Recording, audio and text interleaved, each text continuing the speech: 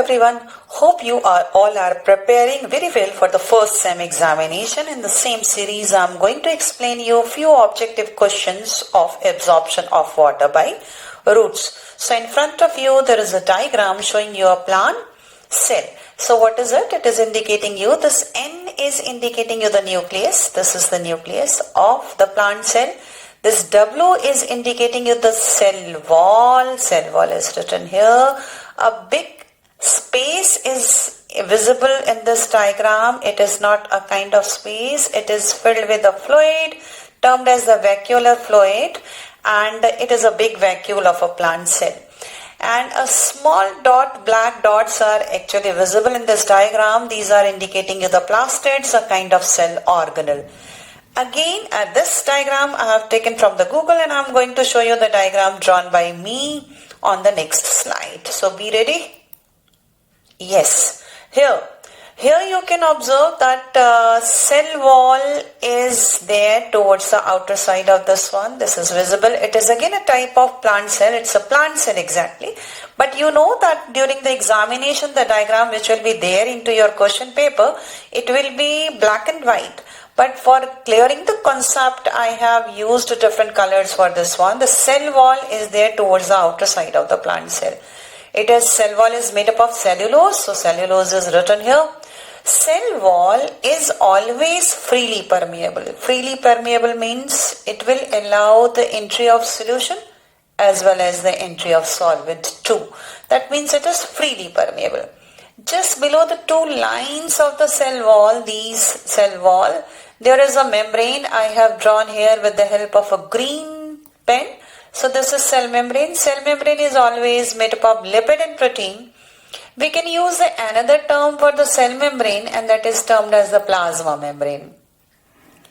Cell membrane and plasma membrane is selective permeable in nature, or we can say semi-permeable in nature.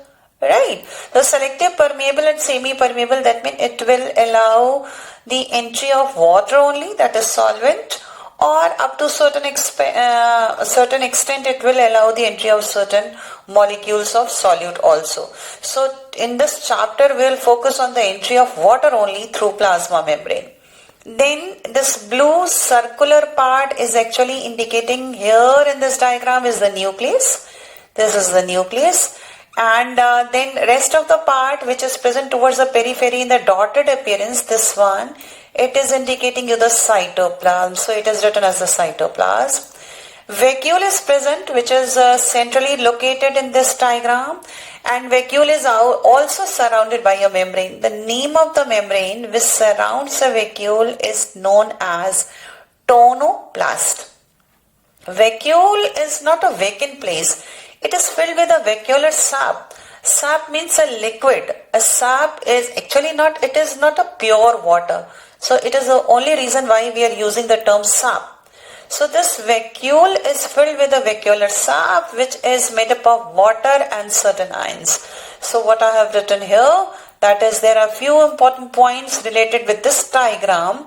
Number one is the vacuole is always filled with water and ions. Second, if it is completely filled, it is means the vacuole. When the vacuole is completely filled, and then in that condition the plant is to be termed as, plant cell is to be termed as fully turgid. Now the question arises, fully turgid क्या होता है? Turgid का meaning क्या होता है? Turgid का meaning होता है पूरी फूली हुई अवस्था में पाई जाने वाली plant cell. पूरी फूली हुई अवस्था में पाई जाने वाली प्लांट सेल का मतलब हुआ कि अब इस सेल में इससे ज्यादा पानी की एंट्री नहीं हो सकती. That condition is to be known as fully turgid. And you know, according to this diagram, it is clearly visible that the water is there into the vacuole. यानी कोई सेल तभी टर्जिड होगी जब उसके vacuole में maximum पानी भरा हुआ हो. That cell is termed as fully turgid. Third point, in a flaccid cell, here the diagram is not related with the flaccid one. Flaccid is opposite of turgid. Flaccid turgid का opposite है, उल्टा है. यानी अगर turgid में हम word use कर रहे हैं कि वो सेल पूरी फूली हुई होगी, तो flaccid का मतलब हुआ कि वो सेल का साइटोप्लाज्म शंकन कंडीशन में होगा, सिकुड़ा हुआ होगा. प्लाज्मा मेम्ब्रेन के साथ cytoplasm सिकुड़ेगा. but the cell wall will be remain there at its original place. So these are few important point. It will be quite fruitful for you whenever we'll solve some objective question in next slide, right? Now this is the another way of making the plant cell once again, and except it there are two arrows indicating you the pressure also. क्या extra add on है? पहली बात तो जब ऐसा एक diagram आपके exam में आएगा, then they will ask that how can you identify that this is a plant cell? आप इसको कैसे पहचानेंगे कि ये प्लांट सेल है? So the first thing is कि पहले तो इस सेल के पास चारों तरफ सेल वॉल है, cell wall is present. Second thing is in the centre there is a big vacuole, एक बड़ा सा वैक्यूल दिख रहा है, अच्छा खासा एरिया उसने ऑक्यूपाई कर रखा है सेल का बाई वॉल्यूम चले तो. और जो स्पेशल चीज यहाँ एड ऑन हुई वो ये है कि यहाँ प्लास्टिड दिखाई दे रहे हैं, राइट? तो इस प्लास्टिड को हमने यहाँ लेबल किया हुआ है, that is plastid and chloroplast is visible. So you can identify easily in this diagram also कि हम कैसे पहचाने कि ये प्लांट सेल. अब हमने दो एरो लगा रखे हैं. One arrow is indicating from inner side towards the periphery, बाहर की तरफ जा रहा है. कोई सेल अगर फुल्ली टर्जिड है, that means when a cell is fully turgid, then the cell content which is there inside the cell के अंदर जो कुछ भी है, पानी है, साइटोप्लाज्म है, प्लास्टिड है, न्यूक्लियस है, फुल्ली टर्जिड कंडीशन में एक वैक्यूल है, वो उतना जो भी कंटेंट है वो बाहर की सेल वॉल पे एक प्रेशर क्रिएट कर रहा है, यानी हम इस वाले पे मूव करेंगे. The pressure created by the cell content on the cell wall is termed as the turgor pressure, right? आप पता है कि अगर हमने वॉल के ऊपर एक प्रेशर क्रिएट कर रखा है तो वॉल भी चुप नहीं बैठेगी ना, wall will also create a pressure in opposite direction. So here we can see that the cell wall, which is actually drawn in this diagram with the help of the red pen, so the cell wall is creating a pressure on the cell content in opposite direction. I have taken two arrows at two different places, but actually the turgor pressure and wall pressure are in opposite direction. तो जो wall है वो cell content के ऊपर उल्टा pressure डाल रही है, क्योंकि वॉल डाल रही है, इसलिए हम यहाँ पर वर्ड यूज करेंगे wall pressure. So now the two pressure are very much clear to us, that is turgor pressure and wall pressure. There are certain important points. पानी के मूवमेंट को हमें यहाँ पर समझना है. हम ऐसे समझेंगे कि कोई पानी का मूवमेंट किसी सेल में किस तरफ से किस तरफ होता है हमेशा. तो इंपॉर्टेंट पॉइंट्स में चलते हैं. The movement of water always occurs from the number one is that is hypotonic solution to hypertonic solution. इस बात को याद रखेंगे, हाइपो टू हाइपर जाना है हमेशा. नेक्स्ट आइए low OP to high OP. Up to the class 10th, this type of the question will not be there into the examination, but you should know that the low OP to high OP, the movement of water molecule is there. किसी भी solution का osmotic pressure तब लो होता है जब उसका solute कम हो. Solute कम हो यानी वो सोल्यूशन जो है डाइल्यूट हो, लेस कंसंट्रेटेड हो. So the movement of water is always there from low OP to high OP. Third point is that the low concentration of solution to higher concentration of solution. लेकिन याद रखिएगा यहाँ solvent की बात नहीं हो रही है, यहाँ हम सोल्यूशन की बात कर रहे हैं. Then third point is that the more water to the less water. Solution अगर less concentrated है, that means it will be having more water. अगर कोई solution का solute content कम है, तो अगर हम कोई दो चीज को relatively study कर रहे हैं, that means the water content will be more in the dilute solution. जो solution dilute है उसमें water ज्यादा होगा, जो सोल्यूशन कंसंट्रेटेड है उसमें वाटर कम होगा. यानी हम ज्यादा पानी से कम पानी की तरफ जाएंगे, या हम कम कंसंट्रेटेड सोल्यूशन से ज्यादा कंसंट्रेटेड सोल्यूशन की तरफ पानी को लेकर जाएंगे, या हाइपोटोनिक सोल्यूशन से हम हाइपरटोनिक सोल्यूशन की तरफ जाएंगे. Now I am going to tell you few objective question of this pictorial one. You can observe this one. First of all, let me show you this diagrammatic question. देखिए एक plant cell बना हुआ है और उस plant cell में आपको ये कंडीशन फुली टर्जिड दिखाई दे रही है, ठीक है. क्या कह रहे हैं क्वेश्चन नंबर 1 में? क्वेश्चन नंबर 1 में कह रहे हैं कि what is the labelling of 1 2 3. तो हम पहले 1 2 3 को देख लेते हैं. क्या है हमारा 1 2 3, राइट? 1 तो हमें साइटोप्लाज्म दिखाई दे रहा है, 2 is the cell wall, 3rd is the vacuole.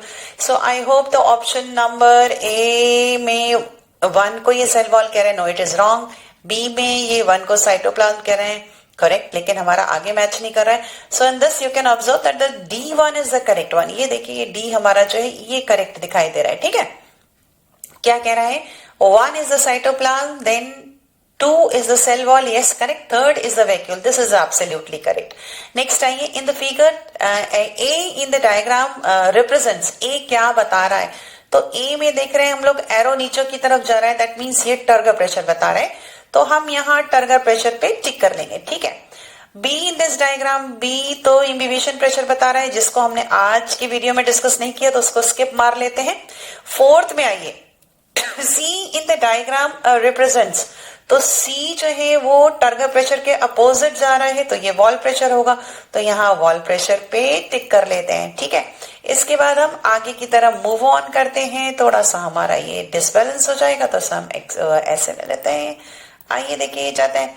What is turgidity? आपको पता है कोई सेल टर्जिड कब होती है? जब उसका मैक्सिमम वॉल्यूम ऑक्यूपाई किया हो उस सेल ने, यानी उसके अंदर पानी पूरा भरा हुआ हो.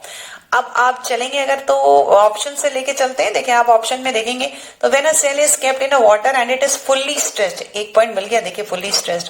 बी में क्या कह रहा है भाई? रूल है, हमें ऑब्जेक्टिव के चारों ऑप्शन पढ़ने होते हैं. पक्का पता चल रहा है the option A is correct, but the main important thing is just read out. Then B is loses water, तो छोड़ देता. लूजेस वाटर में तो फिर सेल टर्जिड होगा नहीं. देन सी में कह रहा है कंप्लीटली श्रिंकेज, इसको भी छोड़ देता है. फिर ये कह रहे हैं when cell is completely shrinkage and then return to that's condition. ये डी प्लाज्मोलिसिस का पॉइंट है, जिसका इस क्वेश्चन से कोई लेना देना नहीं. और टर्जिडिटी पूछ रहे हैं, तो यहाँ पर हम लोग ए पर टिक करेंगे. This is the turgid condition of a cell when a cell is there in a fully stressed condition, पूरी फुली हुई अवस्था में हो. नेक्स्ट आते हैं, एक रूट का डायग्राम बना हुआ है, सेक्शन काट के रखा हुआ है. उन्होंने कह रहे हैं the figure given below is a diagrammatic representation of a plant of a part of a cross section of a root in the hair zone. Right, study the same and answer the question. क्या बोल रहे हैं? The parts labelled as 1, 2, 3 and 4 are identify. 4 तो मुझे cortex लग रहा है. ये देखिए ये this 4, this is cortex. Right, 1 is the root hair, तो ठीक है 1 से चलते हैं. अब रूट हेयर पे हमारे पास दो ऑप्शन है, एक ए दिख रहा है और एक बी दिख रहा है. देखिए एक ए है और दूसरा सी दिख रहा है. So what is it? तो रूट हेयर के बाद हमारा 1 के बाद 2 चेक कर लेते हैं. 2 is the xylem. So where is it? 2 the xylem, दोनों में जाइलम वेसल दिख रहा है. ठीक है. Number 4 is the cortex respectively. तो नंबर 4 में कॉर्टेक्स रेस्पेक्टिवली, इसका मतलब this one. 3rd is the soil particle. Right, तो अब हम कहां टिक करेंगे? ये हमारा आंसर हमें मिल गया, दैट इज ए. नेक्स्ट आइए, the process that enables the passage of water from soil into the root hair. Simple answer is osmosis. इसी डायग्राम से रिलेटेड कुछ क्वेश्चन और क्या कह रहे? The pressure which is not, circle करके रखा है देखिए, not responsible for the movement of water in the identical direction, जो पीछे डायरेक्शन था उसमें. तो इसमें बाकी ऑस्मोटिक प्रेशर करेगा, रूट प्रेशर करेगा, ट्रांसप्रेशनल पुल करेगा. So your answer is not को सर्कल किया था, तो atmospheric pressure. Due to an excess of the above pressure some drops of water can be seen along the margin of this process called. जब भी margin पे droplet आए तो आपका आंसर हो गया कटेशन. So here it is already done, this is कटेशन. Next, if an excess fertilizer is added to the soil close to the above structure is root hair, it will become. अगर हम soil में fertiliser add कर देंगे तो soil के पास जो water है उसका कंसेंट्रेशन बढ़ जाएगा, यानी वो हाइपोटोनिक आ जाएगा. वो करेक्टिंग माई सेल्फ, वो हाइपरटोनिक हो जाएगा. तो मैं ये बताना चाह रही हूँ आपको कि इसका मतलब एक सिंपल रूट हेयर मैंने यहाँ बना रखी है. देखिए ये रूट हेयर यहाँ बना रखी है, ये रूट हेयर यहाँ बना लिए. ठीक है, जैसा डायग्राम था उसका रिवर्स बना हुआ. जब सोल्यूशन सॉइल में हाइपरटोनिक होगा तो पानी रूट हेड से निकल के बाहर आने लगेगा, यानी ये बाहर की तरफ हाइपरटोनिक हो गया. HYPERTONIC.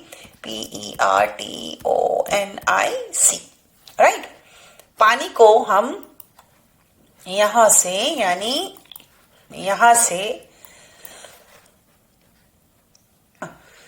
तो अब क्या हो रहा है? पानी रूट हेयर से बाहर की तरफ आ रहा है, ऐसे आ रहा है. तो जो सेल का जो रूट हेयर होगा वो बच्चों वो फ्लैसेड हो जाएगा. तो I hope I have already ticked yes. Next is what is indicating you. Again the diagram is there and we have to study. अच्छा, डायग्राम को देख लेते हैं. Here is a beaker filled with water, then inverted thistle funnel and and then there is a sugar solution inside the thistle funnel, right?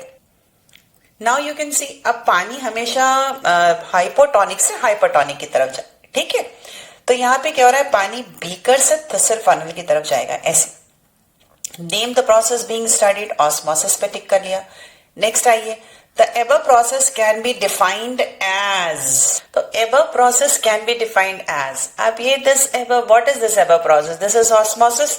Osmosis की definition सीधी सीधी बनती है, the movement of water molecules from their higher concentration towards the lower concentration. लेकिन their concentration का मतलब यहाँ हम पानी के कंसेंट्रेशन की बात करें, ठीक है? नाउ तो कंडीशन इज, आइए चलते हैं देखते हैं कहाँ ले रहे हैं हम, यहाँ पे कहाँ स्टैंड कर रहे हैं। The movement of molecules, water molecules from the region of their lower दिखा रहे तो हमें चाहिए नहीं।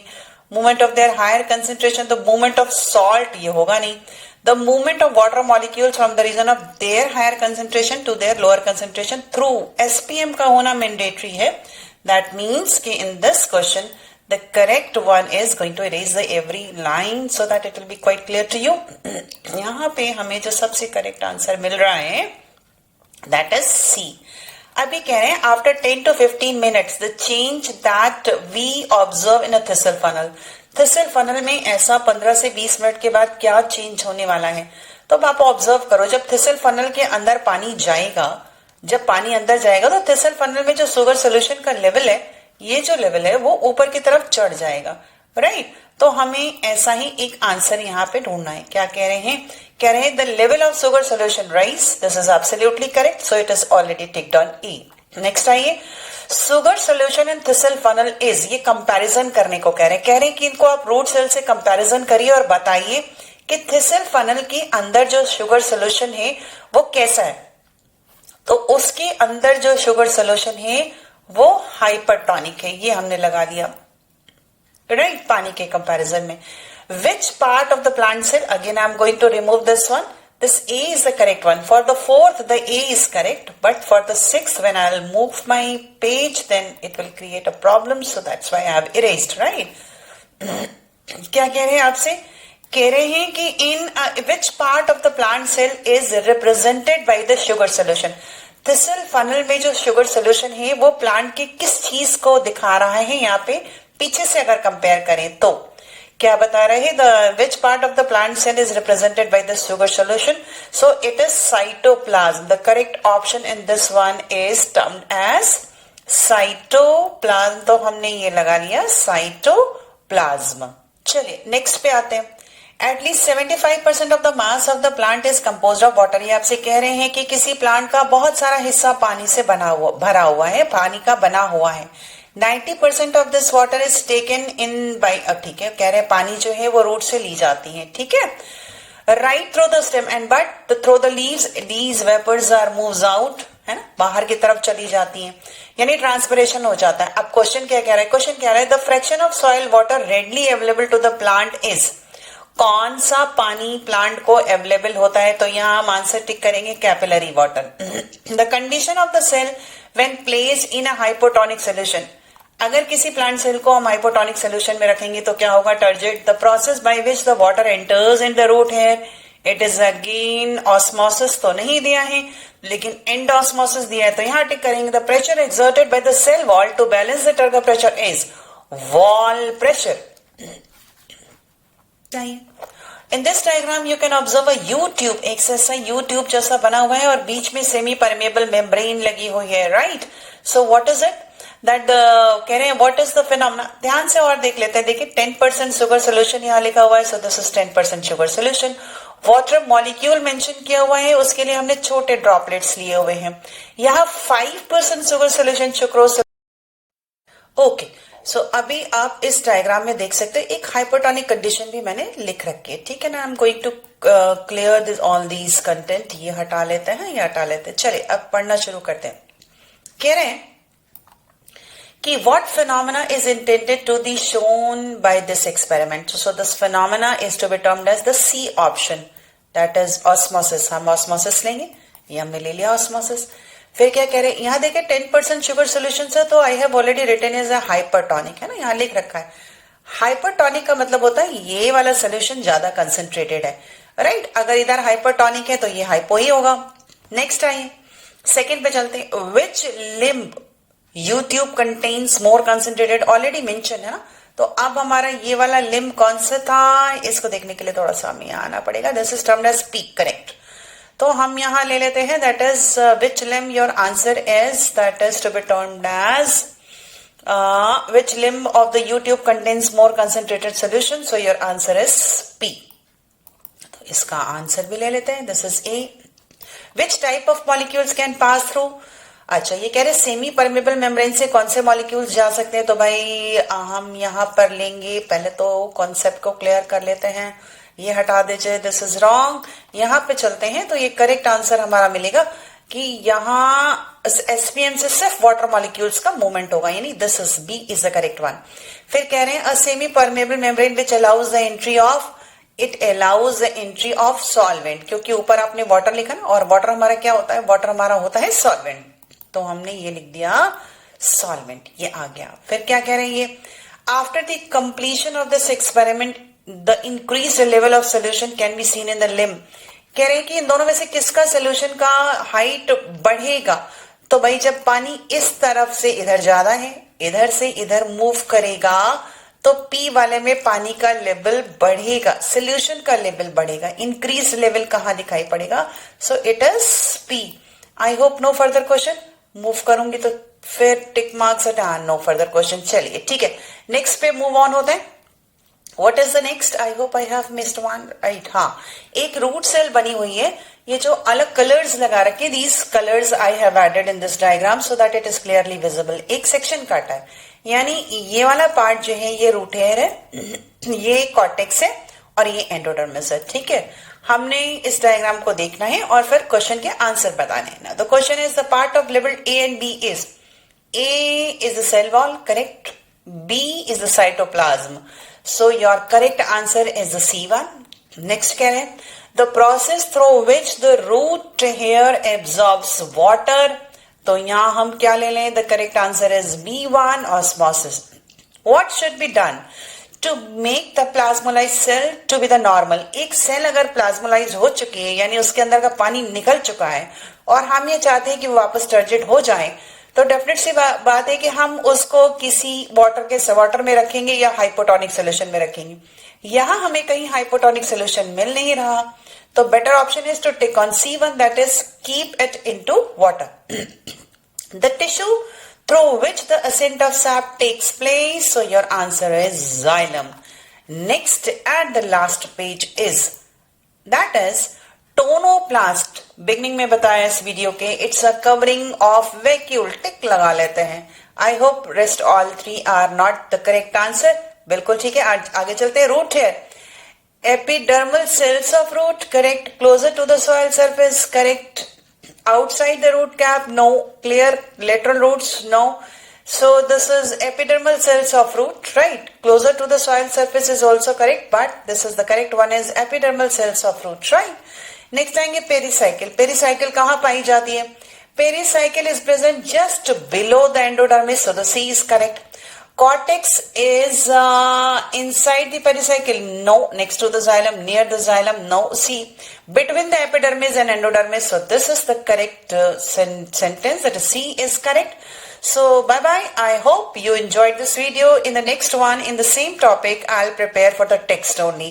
So bye bye.